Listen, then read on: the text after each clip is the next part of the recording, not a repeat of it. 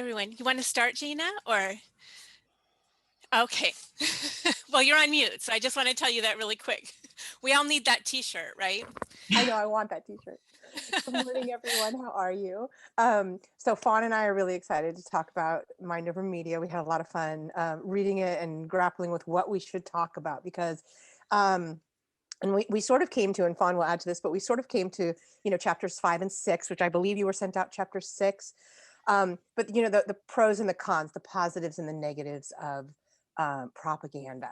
And so we should definitely talk about, there's so many good examples, so many fun things to talk about today. But I know that I want to get into that space, and Renee's really interesting assertion that there are positives to this. And I love the way she explored that. And there's a lot of other stuff we want to talk about too, but let me hand it back to Fawn. No, I'll just add that we thought it was, so chapter 5, how many of you have read the entire book? Has anybody here had a chance to do that yet?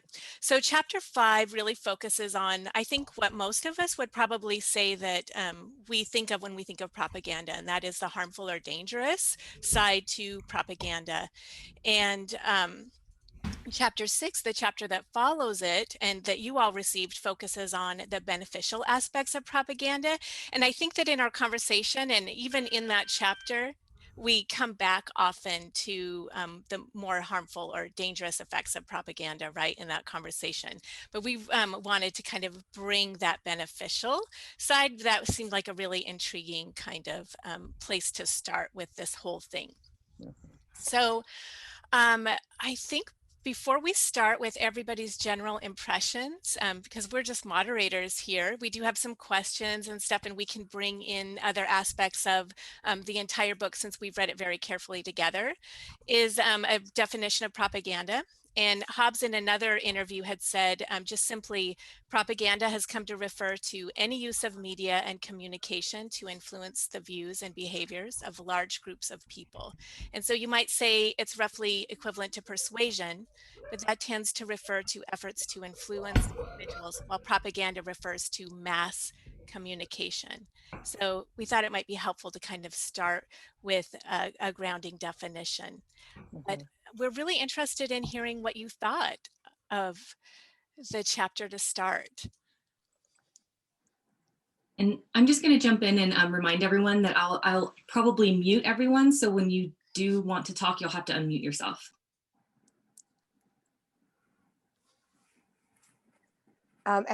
So as far as what you thought, and also I'll throw in sort of a framing question, talking about propaganda and free speech maybe to start, because for all of our amendments are supposed to work in balance with each other and in balance with other things. And we've heard a lot of rhetoric, maybe as part of the propaganda of the moment, of the First Amendment being discussed as an absolute in certain contexts. I say something, you criticize me, you're canceling me. I say something, you disagree, you're violating my rights. And so sort of the influence of propaganda on that space, and what, is this, is free speech for the rights of the individual, as Fawn so succinctly put it yesterday when we were talking, or is it the individual as part of democracy? So I guess for me, if you want to start there, we can, and then we can jump off from there. Anybody have anything to say about that?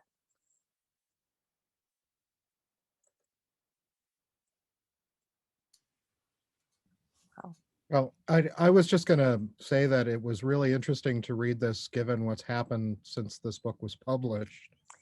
It's very hard to not find a lot of next steps in what's suggested, particularly because of the attraction to authoritarianism and, insurrection, that stuff. Yeah, Ralph, that's true, and that comes up in the book as well. And I think that gets into that notion of simplicity, right? A lot of talk around authoritarianism being something that people are drawn to because it's simple, because it provides such a clear frame, and because it helps us not have to do the work of keeping it, maintaining a democracy, right? Somebody else can deal with it and I can deal with it in my life. And so propaganda, I think, plays a role there, because we all become much more susceptible to messages, and the people who are who are sending those messages when we're looking for solutions and when we're looking to deal with something we're frustrated with. Any thoughts about any of that?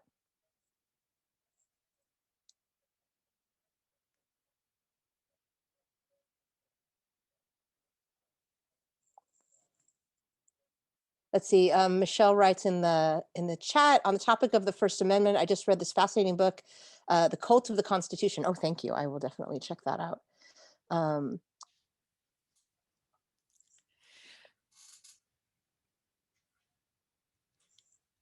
So what No. about Oh, anybody? I was going to say maybe it would be helpful too to kind of start to help everybody with a little bit of background of the chapter about harmful or dangerous propaganda Okay.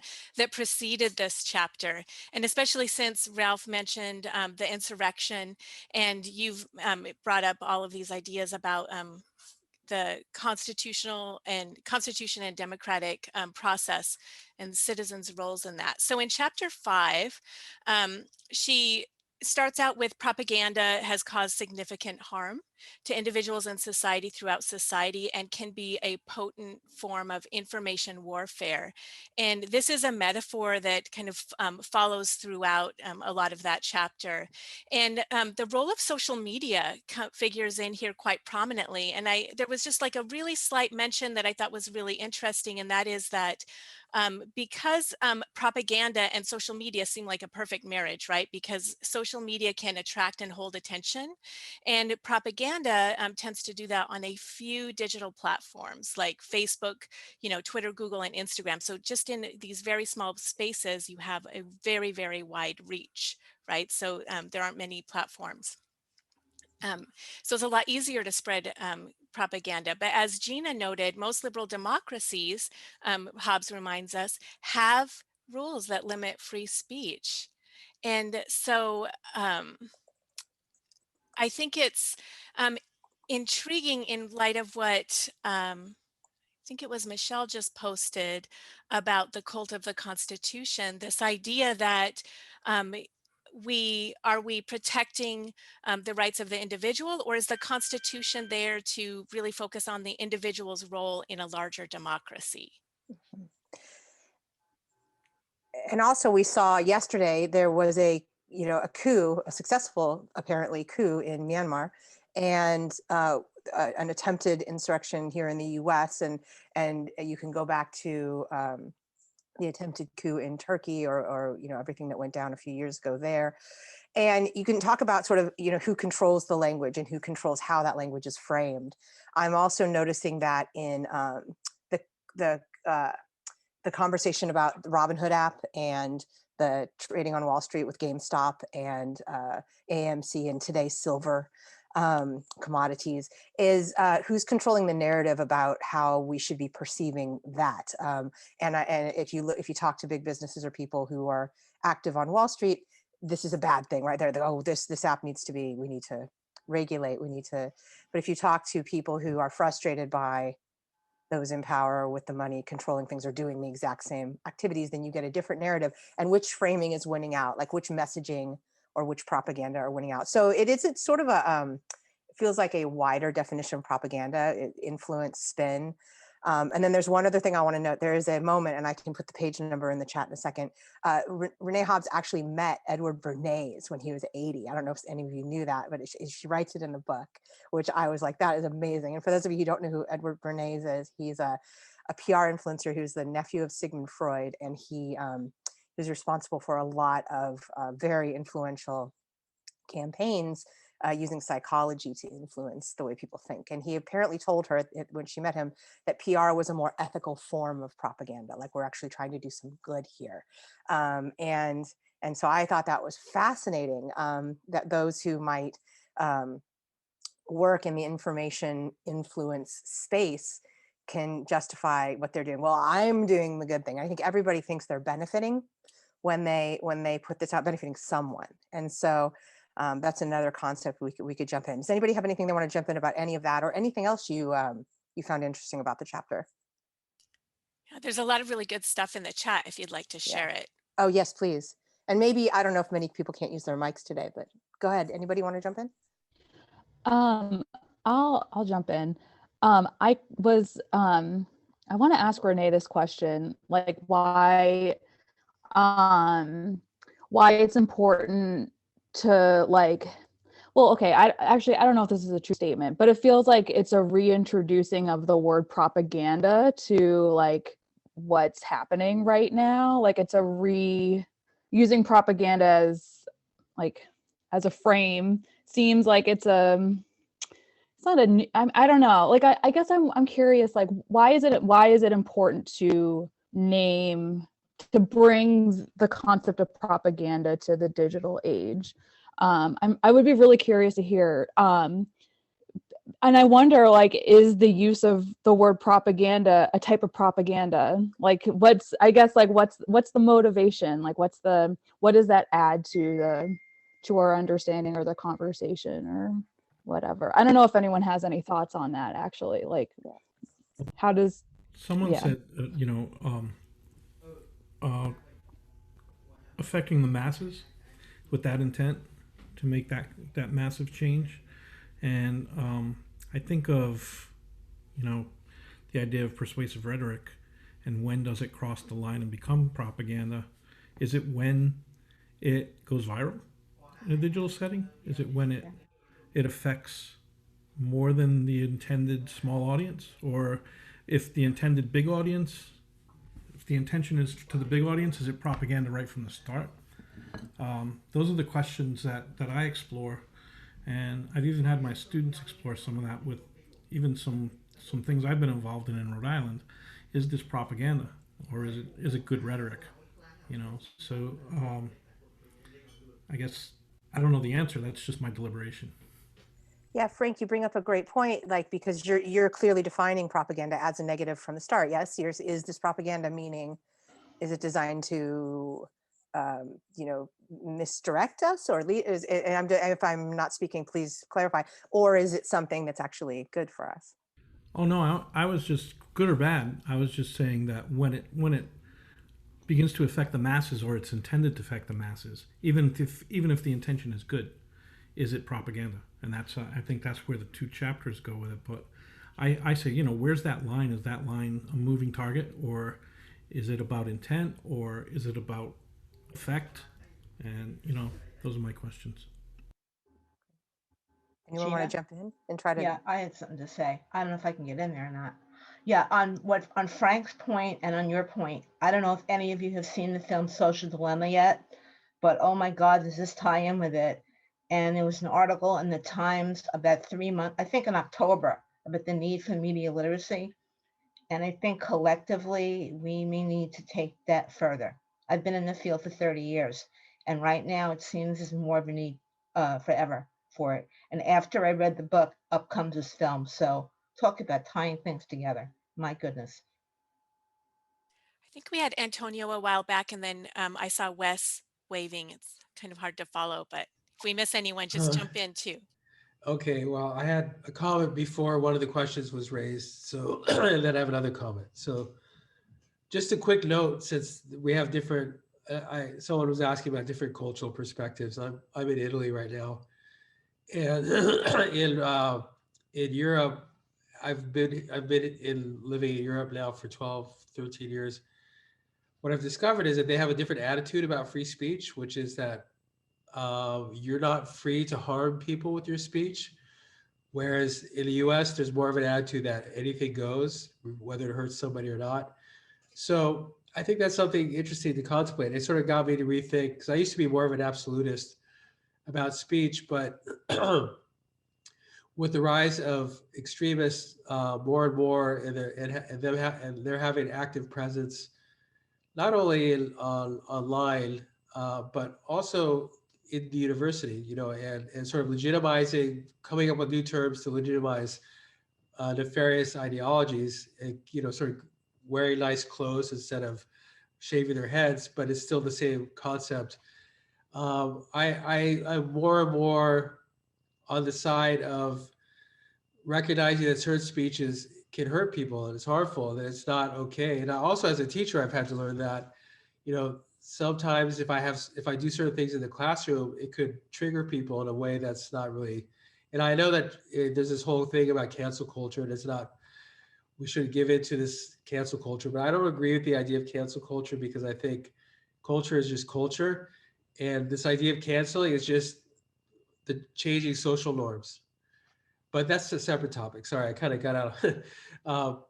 I just wanted to say that I think that we've been backed into a corner to under the guise of free speech to allow certain voices to be really harmful. And I think that there has to be, you have to sort of draw the line a little bit.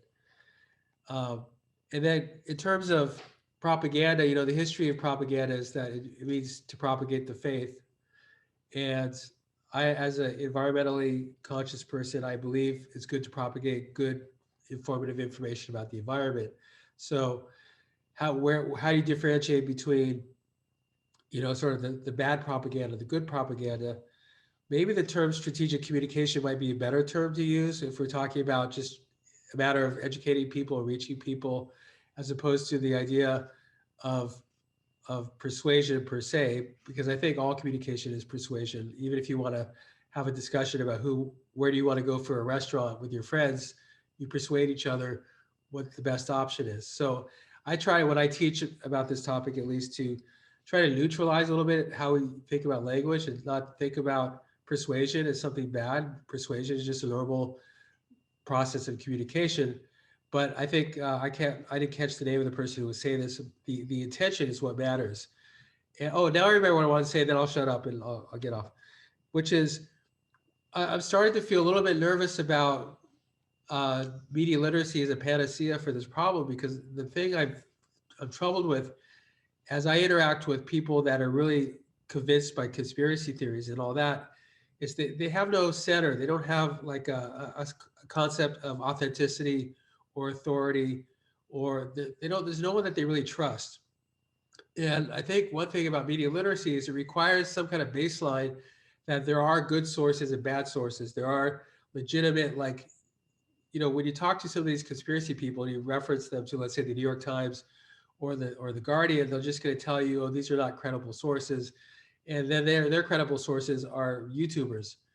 And I think that is a fundamental problem. So I don't know how to address that, but that's kind of my thoughts on this. Yeah, no, Antonio, I put there's an op-ed yesterday as well on being held accountable. That's not cancel culture. I threw that in the link. But you're right. The idea of media literacy is this, because as we discussed, I believe at the last DigiURI meeting, the conspiracy theorists utilize the same tenets of media literacy: be skeptical. So I've always thought, and I think others, you probably feel this way too, is you also need engagement. You need to engage across difference as part of that. You have to bring people, and you have to moderate and guide people through engagements with each other to help learn about other viewpoints and moderate and get to know, oh, you're an actual human being, not the enemy. Anyways, that's getting a little off. But I think that can also be an antidote for propaganda, right? Like if you're being told certain messages, but you actually get to know people in their humanity, you can, oh wait, that's different then, and hopefully that leads somewhere else. Wes, I think you had something you wanted to say. Yeah, and then Samantha. And I just wanted to really quick jump in and say, if you wanted to use the raise your hand feature, it puts you up in order, I think. So I can moderate a little bit easier there. So, and then we can follow Wes. And if you can't find it, it's in reactions now. Oh, hand raising is in reactions. Yeah. Wes was actually just saying bye. He has to go teach. And I was just going to make some space for Surya to share what he. Oh, but you're muted. Yeah, unmute.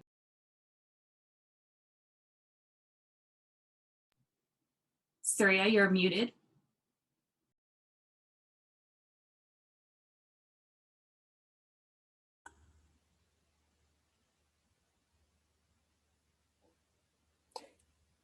As the host, can you unmute him? Yeah, I'm just looking through the list trying to.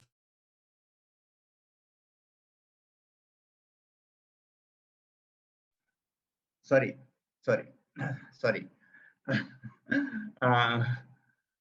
A good work, a religious work, a moral story, they are never a propaganda. We circulate among ourselves without knowing that a religious book we all have to carry, and it's not a propaganda. A moral story we circulate among ourselves. It's not a propaganda. So a good work done automatically goes in waves. And when we talk a word called governance systems, in the governance systems, we want a work to be done, people oriented, coming out of a society and going to the people. So generally a propaganda is called a fake narrative, which is generally hyped in such a way that it is termed as a propaganda. That's what I feel. And historically also, if we take even from the Romans onwards, the propaganda is to make somebody to believe it. And when we preach something, it's not called propaganda because we don't want them to believe. We want them to feel it. There's a difference between both of that. So that's my conclusion. Thank you. I'm sorry. I didn't switch on the mic. Can I piggyback on that? Please do. Because I really like that's like this point about feelings. I love that point. I think it was in this chapter that we need to think about feelings as information, and how helpful that just like that phrase is to me as I'm like consuming all this like information online. Yeah, emotions are feelings, and like that's such a good check. Like think about when you are feeling strong emotions, and which is like a classic media literacy thing. But I think it's at the end of this chapter, the like 4 bullet points. Oh no, maybe it's at the end of the news literacy chapter, but like not in class, not hammering home this distinction between like facts and feelings, but that sometimes some of the things that we believe are based in facts, some of the things we believe aren't necessarily, and like that's true for everyone. And that the humility that comes along with recognizing that is important. Right. I loved that too, that facts as information. And that's a really simple statement, but a really interesting way to present it because it's not typically what we do. I think Ralph had a comment. I was just going to agree with the point that, in both of those comments that, thinking about religion and then thinking about feeling that, we individualize things a great deal, and a lot of these are collective processes and practices. And that's where I think it ties back to something Frank was indicating before about kind of the rhetorical nature of this, that it has this capacity to speak to audiences based on assumptions they're already making. And so because of I think, our kind of like, on the one hand, it's very destructive to be too caught up in the rugged individual notion, which I think has been like really destructive of American culture. But on the other hand, we're compulsively trying to fit in, right? And so fitting in means that we're trying to essentially participate in a kind of collective emotional reaction to some of these things that are happening. And so we can get pulled along and end up in the stream without even really having rationalized through the process of being part of it. I think it was it this chapter or the chapter prior, Gina, where Hobbes brought up metaphor? It made me think of what you were just saying, Ralph, and this idea that rugged individualism, the kinds of stories that we tell ourselves about who we are, and the role that information sharing plays in playing into that identity. And it goes back to the very early conversation about the constitutionality of free speech, right? And I think that Hobbes brings that up throughout the book is, what is the role of the Constitution? Is it to serve the individual or the individual's role in a larger democracy? And a lot of what she comes back to in the pedagogy is how we can, take on, I think she said something really interesting about students at the end of the prior chapter that leads into this is an idea I think that's carried through chapter 6 is are we hijacking or advancing dialogue when we bring harmful propaganda into the classroom? And she said that students need sorry, that's my daughter's alarm. Students need to help deepen their respect for and appreciation of the role of citizens in a pluralistic democracy where self-governance empowers us.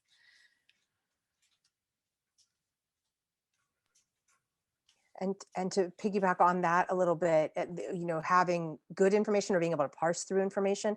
And I just want to bring up, I've been doing some research for another project, and I found this article by an indigenous journalist here in the U.S. and he was describing the European colonization of the U.S. and he described it as an apocalypse. And I was really grateful for that, because my education in the US has been manifest destiny, battles fought, wars won. And he was able to make me be like, oh yeah, that's actually really accurate from his perspective. And it like blew through the propaganda that I was taught about the lesson the victors have cultivated, about what went down over the past few hundred years here in the U.S. And I really appreciated that. And so successful propaganda. So I sometimes and I obviously don't, but as a young person you swim in that and you think that's all there is. So I was grateful that someone shook up the propaganda that had been given to me. Is it Salome? Yeah, it's me. Can you hear me? Okay, so I'm joining you from Georgia today, the country of Georgia. It's nighttime here, but I'm enjoying listening to this discussion. I enjoyed reading the part of half of the book. I have not read the whole book, but I love that, how so Rene goes into details. But I think the major question that we need to address in all discussions when we talk about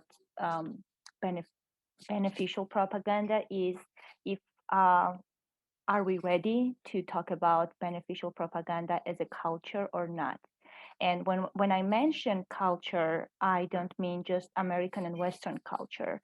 I mean like a history. For example, in my country, it will be so unpopular to talk about beneficial propaganda. For example, there are a lot of people who are mentioning that we are under Russian propaganda, so we are being attacked on a daily basis, this propaganda that is coming from Russia. So on a daily basis, we know propaganda is a negative phenomenon. So it will be really hard for me to bring this idea as a beneficial propaganda in my culture. And I'm sure the Western culture has the same problem, but Western culture is much open to these different ideas, so it will be easier there than here.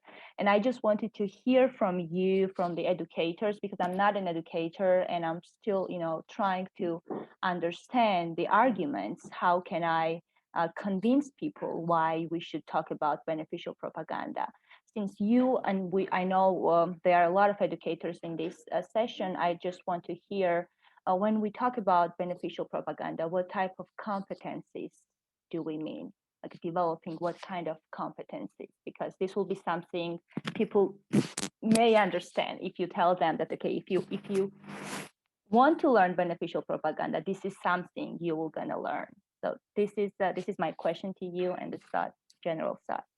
Oh, I love that. I have something I want to say, but I want to get to Davina first. I would like to. Yes, I'm so sorry I don't have my video on today. I just cleaned my entire house, so I'm a mess. I actually was very intrigued by what Salome said, because a lot of those things are true for me as well in India, where propaganda is, in fact, not just propaganda these days, also campaigns might have a bad sort of vibe to it. For instance, my master's was in development communication.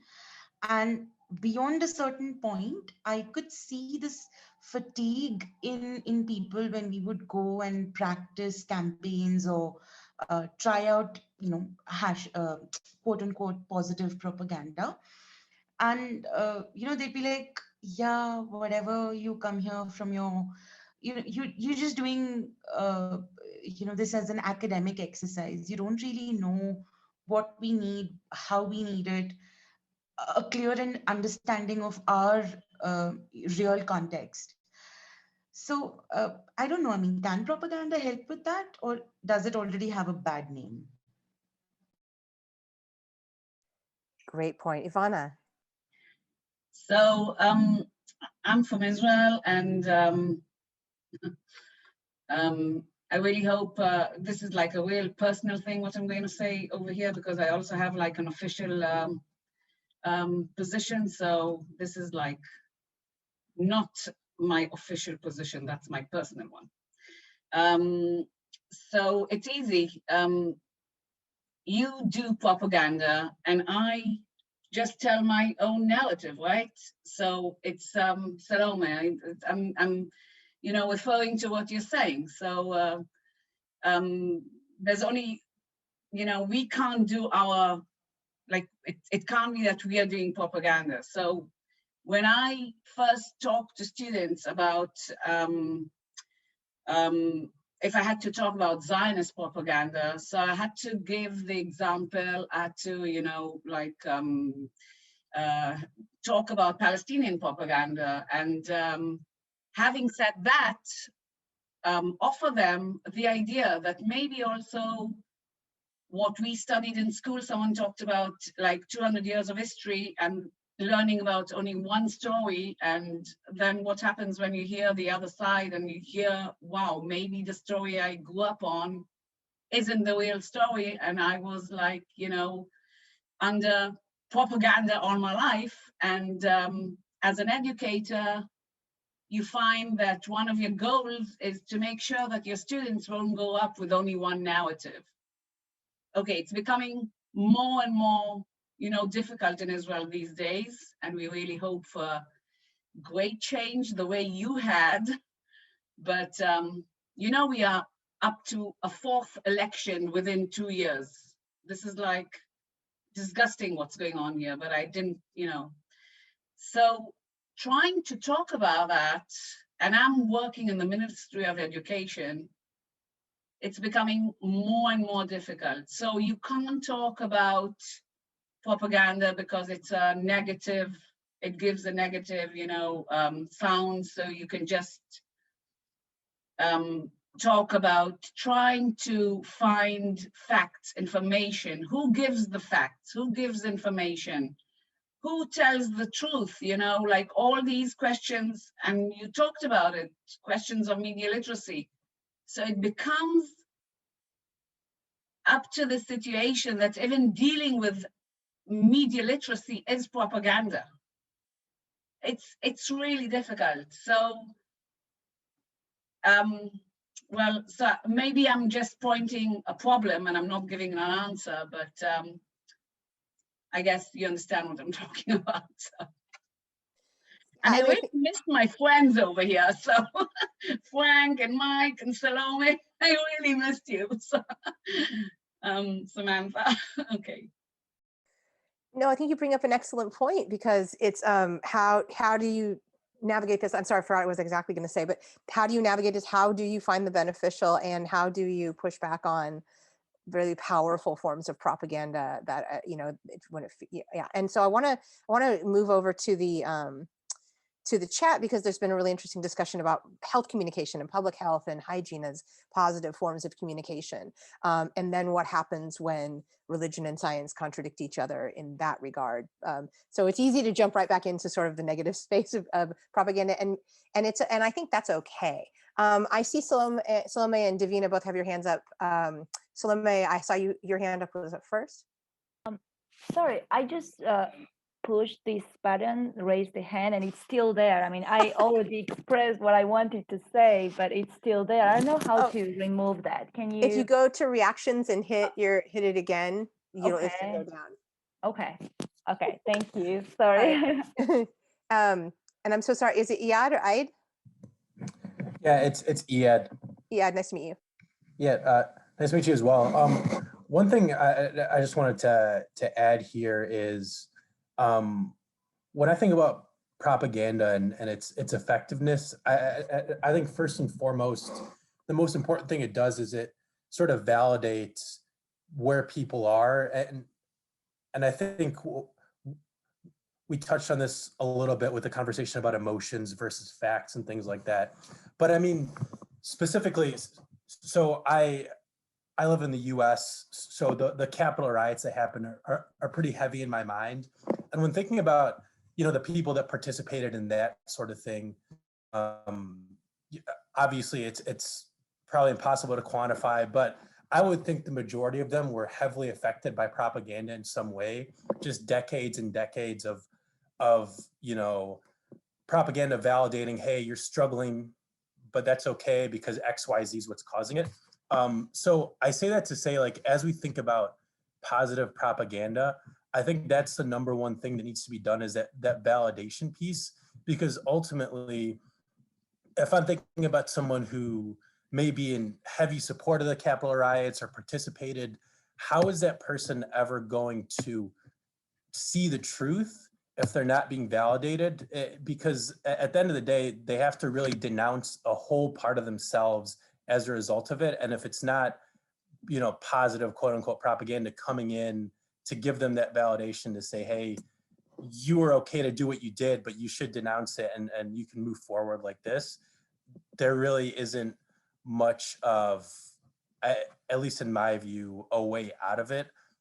So yeah, just wanted to say that I think that's a really important piece that, like, facts can never really solve, and whatever we feel is a way forward or the best approach, and media literacy can't really solve on its own. It has to be the emotional validation piece up front.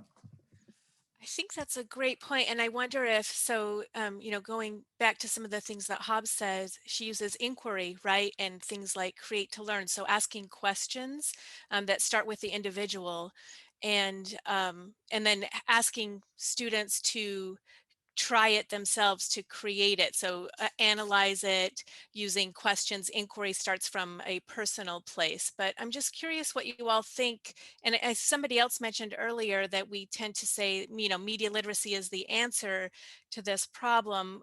What is the role of teaching and learning then in this space? Davina?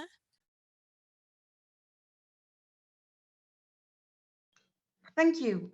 So, I do believe that we are kind of overstretching our dependence on media literacy initiatives, which is why I think we need to branch out. And sometimes I just shared a link in chat. It's one of the professors whose work I admire, Professor Mohan Datta. And what he essentially is doing, so the full form for CARE is Center for Culture-Centered Approach to Research and Evaluation. And it's essentially an initiative for justice-based communication, which I think someone mentioned in chat, participatory research. So it's all about participatory and culture-centered methodologies. And I think that is so important to kind of, whatever you're doing, whatever you're labeling it as, whether it's propaganda or campaign or strategic communication, I think it needs to come from the ground up rather than the top down approach. And I think that's where we are probably struggling with it being labeled as negative.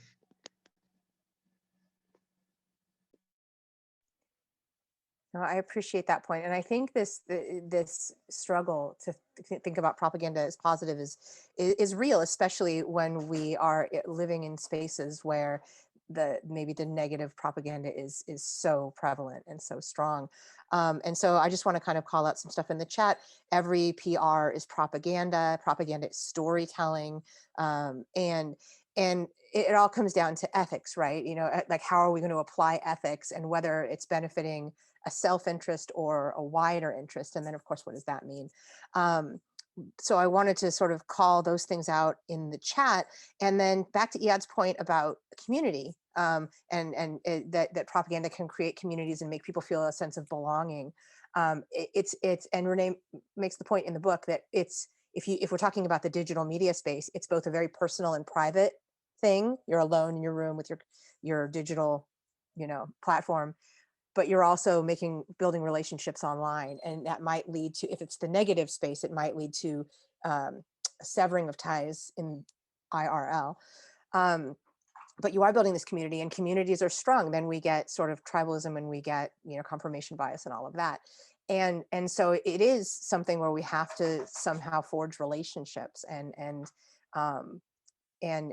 somehow make connections across these spaces, which is hard work, and sometimes feels frustrating, especially when people break the law, and we want to, you know, make sure they're held accountable for that. Anyway, those are just some things I thought. Jonathan. Thank you. Can you hear me? Hi, everyone. I was a little bit late for the call, so I apologize if I have comments that have already been discussed.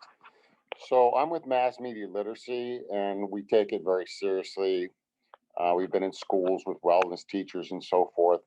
And the thing I just want to bring up, and again, I apologize if it's already been discussed, has to do with the push for profitability for corporations. And I think it goes hand in hand with media literacy, because it's really one of these forces that are hard to manage. And we can teach a lot of media literacy skills for our children and our communities, but you know, in the face of this, we have a drive for profits from corporations that are simply trying to turn our kids into consumers. And you know, I've thought about it, but I'm not sure, you know, how to convey those thoughts when teaching media literacy, to, especially to young children. Thank you. Thank you. Anyone want to jump in?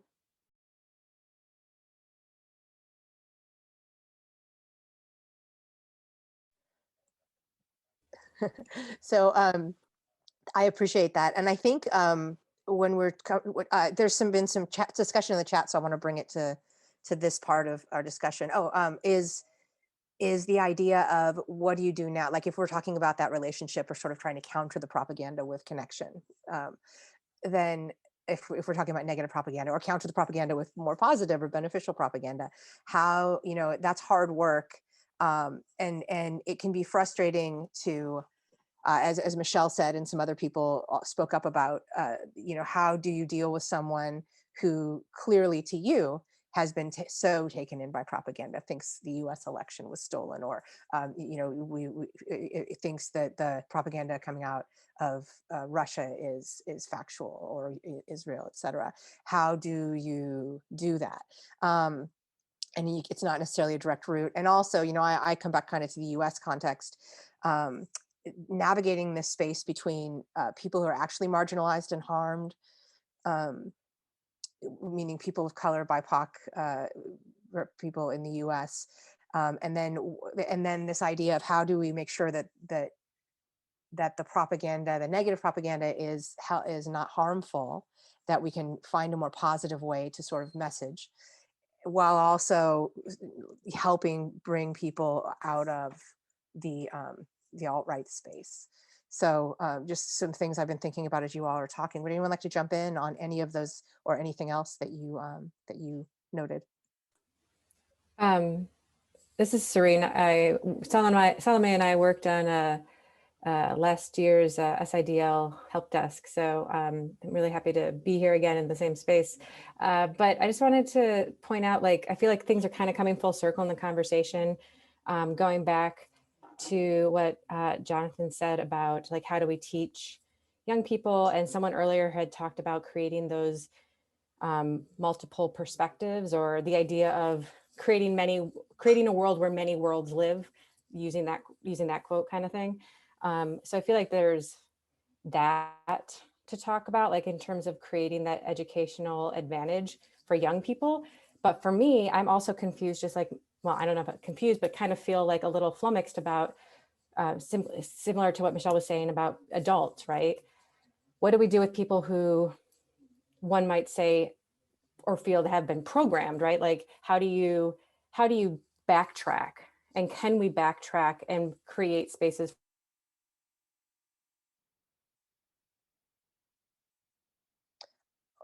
It looks like maybe, Serena, I want to hear you've frozen on us, but hopefully You know, you like, can finish your. I guess what oh, I'm there we saying go. is like, do we have hope for the adults right now? like that's kind of my curiosity with where we're at with kind of the propaganda that has been perpetuated, not just in the US, it's, you know, it's happening elsewhere too. And so a lot of the conversations I've been having has been about like, yeah, how do we educate to bring the next generation into a better, more constructive space? But what do we do with those who are out of that system? I'd love to hear what people have to say about that. Yeah, I wanted to speak a little bit to Serene's point about how do we help adults backtrack out of it. I think it's a really good question. I want to go back to you know, what I was saying earlier about like communities and validation. It seems to me that the answer to it is, if they're in these communities, then we need to create new communities for them to be a part of. But then the question of that is, who's going to create these? Because, you know, corporate America or the private sector isn't doing it, and the government's not doing it, and it's just not being done at scale. So I think we can each do a little bit of it individually in our lives, but I think that's really what's needed, is a large scale creation of some sort of communities where these people can go into and do more, I guess, positive things for themselves and for their neighbors and communities and things like that. Antonio. Yeah, thank you. So there's a couple different conversations going, so just a quick few comments. One is just to be aware that people believe conspiracies because Renee's talked about this in a way that I found helpful, because they want to believe in something, and that the system, for whatever reason they believe, has wronged them and disenfranchised them. And I saw someone put a reference to the Pepe the Frog documentary. I really encourage people to watch that, because it kind of gets into the meme culture and how that community sort of bought its own ideology just for the whole reason because it was different than the mainstream. It was just to form an alternative subculture. Kind of almost like, as I'm an old punk rocker, it's sort of, I could sort of identify with that a little bit. But unfortunately, the kind of ideology that they ended up adapting became more and more extreme. So, but the other thing I wanted to bring up was, I feel like we should be wary of some kind of relativism, like that propaganda is, or good or bad propaganda is like, it just depends on who defines it. But I think we have to be clear that we have to understand that ethical guidelines already exist that journalists have to follow. And if you want an idea of like what is ethical, just look at journalist guidelines. You know, that there's very clear things that journalists should not do because they either violate social norms or that they're harmful. And I think that if you can certainly take sort of a somewhat objective point of view in terms of what is ethical, what's not ethical, and then align that with how we think about what is good or bad propaganda. Yeah, thank you for that. And I think you and Iad both touched on the idea of getting down to the feelings, right? What is the actual issue that's real? And we all are susceptible. You know, I can't take myself out of that conversation. I'm definitely susceptible. But if we can, like, what's that feeling? What's that real issue that then was maybe exploited or maybe someone tried to find a solution for? So Davina and then Michelle. Right, thank you. So to kind of respond to what Iad was saying and to bring back the digital aspect of it, Facebook and Twitter have banned QAnon members. So they're going away to other fringe communities. So I don't know if just building more communities is the way out, or I don't know. I mean, what goes behind the creation of a community? Should we just dismantle capitalism to begin with? There is a question of power, definitely. Michelle. Davina, I would say yes. Yeah, to Antonio's point about like the danger of relativism, I think I feel like in the Trump era has radicalized me to be strident in being pro democracy, and like just like not falling for bad faith arguments about free speech, like everyone deserves to be heard. Well, no, you just want to be heard. Like you don't want to hear other people. Like I guess that's like as I'm learning more about US history, just learning about the assumption that everyone has wanted more democracy, like more voices. That's actually like so not true. There's a huge contingent of like throughout American history where the point has never been democracy for people. And I'm just like, I'm not going to fall for that anymore, I guess. And so if I think about like moving forward, like I am okay, at least right now, like I'm feeling fired up. Like I'm okay if if that is like my guiding star and like I'm unbending in that. Like I'm okay with in evaluating propaganda or whatever speech on the internet with that guiding star in mind. Pro democracy, pro more making space for diverse voices. Yeah, I guess that's where I'm at.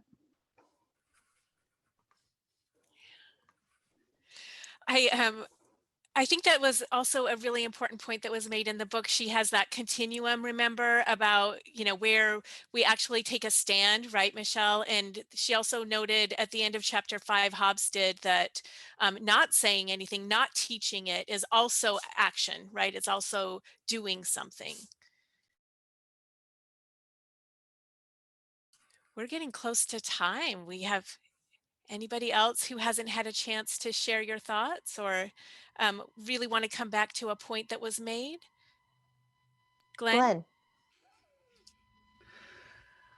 First of all, I'm glad you all are in the same place with each other. I wish we could hold hands, but we can't. But anyway, one of the less dramatic thoughts that I have compared to the things that have been said are more, sometimes as we try to get towards something that makes life better, it seems, such small little things, that aren't that exciting, that can actually make a difference.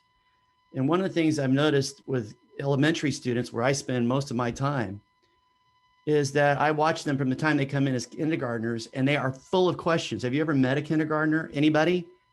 Have you met one? They're exhausting because Ralph knows, that they never stop asking questions. And they basically dismantle the person they're talking to, because the person eventually will find they don't have answers to the questions those kids are asking. You know what I'm talking about? Or am I lost anybody? But the funny thing is we follow those kids, and there's been longitudinal studies following these kids, multiple studies, that these kids stop asking questions because of the context we put them through in K-12 education.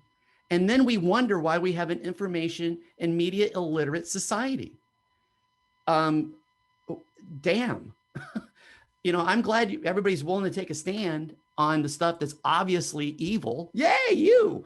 But I think if we went back to the top of where the kids come in, and we need to rethink not just the systemic racism pieces that are obviously there in our curriculum, but the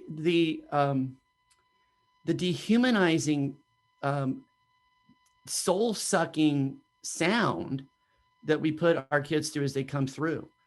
I really, and by the way, if we did a quick search of how many school libraries are shutting down in this country, they're falling at an alarming rate. And that's supposed to be where people are allowed to think freely apart from the curriculum. So there's a bit of a digital book burning going on out there. So I think for us, maybe one of the thoughts that we might have is maybe we need to have think about what's going on with our elementary students and preparing them.